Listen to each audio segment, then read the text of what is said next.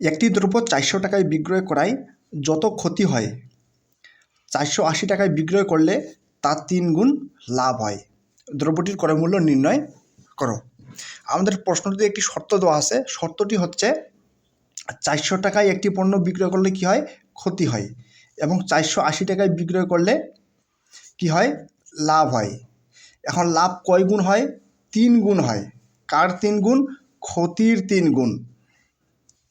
যত ক্ষতি হয় তার 3 গুণ কি হয়, লাভ হয়। অর্থাৎ এখানে লাভ আমাদের কয় গুণ? লাভ হচ্ছে ক্ষতির কয় গুণ? 3 গুণ। লাভ হচ্ছে ক্ষতির কয় গুণ? 3 গুণ। এটি কোথায় আছে? প্রশ্নেই বলা আছে যে 480 টাকায় বিক্রয় করলে ক্ষতি হয় এবং 480 টাকায় বিক্রয় করলে কি হয়, লাভ হয়। কত লাভ হয়? ক্ষতির 3 গুণ লাভ হয়। ক্ষতির কয় গুণ? 3 গুণ। এখন আমাদের লাভ কখন হয়? লাভ কখন হয়? যখন আমরা দ্রব্যটি 480 টাকায় কী করি, বিক্রি করি। অর্থাৎ যখন 480 টাকা কি প্রাইস, সেলিং প্রাইস বা বিক্রয় মূল্য, তখন লাভ হয় কত? তখন লাভ হয়। আবার ক্ষতি কখন হয়? ক্ষতি হয় তখন যখন পণ্যটি আমরা 400 টাকায় বিক্রি করি। কত টাকায়? 400 টাকায় কী করি, বিক্রয় করি। এখন আমাদের কি বের করতে হবে? ক্রয় মূল্য বের করতে হবে। কি বের করতে হবে? ক্রয় মূল্য।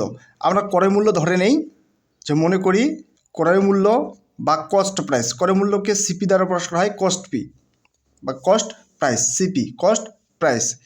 ক্রয় মূল্য ধরে নেই 1 টাকা। ক্রয় মূল্য ধরে নেই কত টাকা? 1 টাকা। এখন আমাদের লাভ কখন হয়? লাভ হয় তখন যখন বিক্রয় মূল্য ক্রয় মূল্যের চেয়ে কী হয়, বেশি হয়।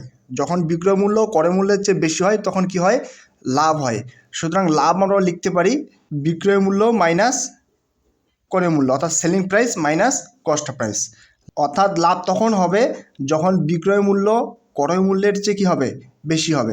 সুতরাং আমরা লাভ সমান লিখতে পারি বিক্রয় মূল্য মাইনাস ক্রয় মূল্য ইকুয়াল 3 ইন্টু ক্ষতি। ক্ষতি কখন হয়? ক্ষতি হয় তখন যখন এই যে বিক্রয় মূল্য, কি মূল্য? বিক্রয় মূল্য ক্রয় মূল্যের চেয়ে ছোট হয়। বিক্রয় মূল্য ক্রয় মূল্যের চেয়ে যখন ছোট হয় তখন কি হয়, ক্ষতি হয়। যেমন আমি একটি পণ্য কিনলাম 100 টাকায়, কিন্তু সেই পণ্যটি আমি বিক্রয় করলাম 80 টাকায়। তাহলে আমার ক্রয় মূল্য কত? 100 টাকা। ক্রয় মূল্য হচ্ছে 100 টাকা, কিন্তু বিক্রয় মূল্য কত টাকা? 80 টাকা। অর্থাৎ এখানে বিক্রয় মূল্য কম, কার চেয়ে? ক্রয় মূল্যের চেয়ে। সুতরাং ক্ষতি সমান আমরা লিখতে পারি ক্রয় মূল্য মাইনাস বিক্রয় মূল্য। ক্রয় মূল্য মাইনাস বিক্রয় মূল্য। এখন বিক্রয় মূল্য কত? লাভ কখন হয়? যখন 480 টাকায় পণ্যটি কী করা হয়, বিক্রয় করা হয়। তো লাভ সমান আমরা লিখতে পারি বিক্রয় মূল্য মাইনাস ক্রয় মূল্য। এখানে বিক্রয় মূল্য কত? বিক্রয় মূল্য হচ্ছে 480 টাকা। তাহলে 480 মাইনাস ক্রয় মূল্য। ক্রয় মূল্য কত? ক্রয় মূল্য হচ্ছে x ইকুয়াল 3 ইন্টু, বন্ধুরা এটা হচ্ছে সেলিং প্রাইস। ক্ষতি কখন হয়?